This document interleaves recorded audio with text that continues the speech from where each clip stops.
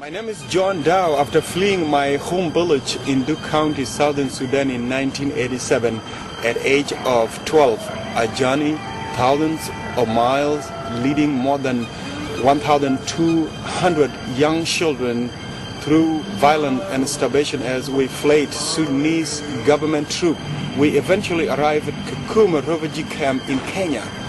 In 2001, I was one of the lucky refugees brought to the United States, where I worked several minimum wage jobs. But I got my associate degree, bought my house, brought my mother and my sister from Africa, and eventually founded the Bul Dau Sudan Foundation. When the war started in 1983, I was very young.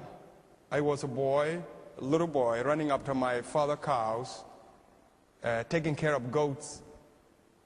We were very happy. My home, of course, my mother and my father, they were very happy, attending weddings, ceremonies, celebrations. We even describe our country as a country that flowed with milk and honey.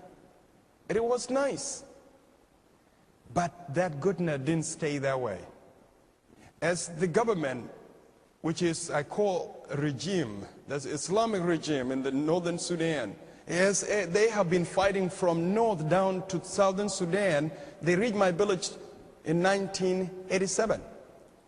At that time, I was 13 years old. And it happened when my village was attacked that year.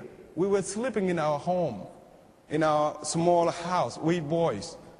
And in the middle of that night, the sound of gun, the whistling of bullet woke us right up in the middle of night. And all the thing I've been hearing outside is my mother calling, saying, "Meet Bakabe." That's a Dinka statement saying, children, come out. As we got outside, I saw somebody running across my home compound, as I thought that was my father. Now I began running after this man. We ran for a few yards. And later he dodged into the grass, and I was coming by him. Later he grabbed my right arm and pulled me into the grass, and I pulled like this. And all of a sudden, the long line of troops, the government troops, were coming shooting. And so when they were gone, we came back with this guy that I thought was my father. He was not my father. It's my neighbor. His name is called Abraham Deng. We ran through that night, and I've been asking him that the following day I asked him that I want to go back to see my parents or to go back where my parents were. And he said, "You got to come with me." So I have to agree, I have to respect him. I was with this man. Later we ran into a number of the lost boys. We became like 19. Some point we were 15 and then 19. Or 23 boys. And I have to tell you, from my village to Ethiopia, it took us 3 months. There's no real food to eat. We live only on wild fruits, chewing grass. There's nothing to drink. At some point we were so thirsty that some of us died. Those who remained plus me, we ate mud, drink human urine, so that to stay alive. Later we got to Ethiopia after 3 months.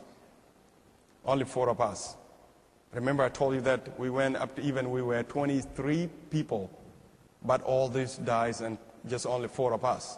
We got to Ethiopia. We stayed there in Ethiopia. We were put in a group of 50. Like I said before, I was 13 years old, but I was taller than the others. I was put in charge of 50 people, taking care of that 50 people. My group became from 50 people to 1,200 lost boys. Their age was from age 5 to age 15.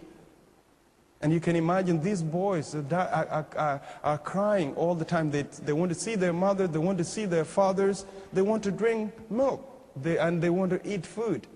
There's nothing you could do. There's nothing you could offer to them. You only tell, okay, today is bad, maybe tomorrow will be better.